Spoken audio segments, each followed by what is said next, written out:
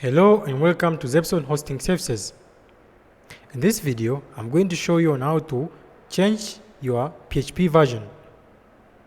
Zepson Host Server allows you to change different PHP version for different domains, which means you can decide to put different PHP version for each domain or subdomain.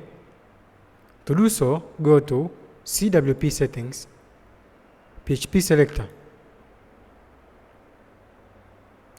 At this section, you're going to choose the domain that you want to install the PHP to. For this case, I will click on this domain.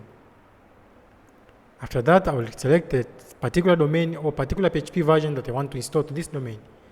Currently, Zepson Host supports PHP version from 5.3 FPM to 8.2. I will add 8.1, which is the latest stable version of PHP. Click on Update. Now, the PHP version of this domain is changed. Thank you for watching this video and welcome to Zepson Hosting Services.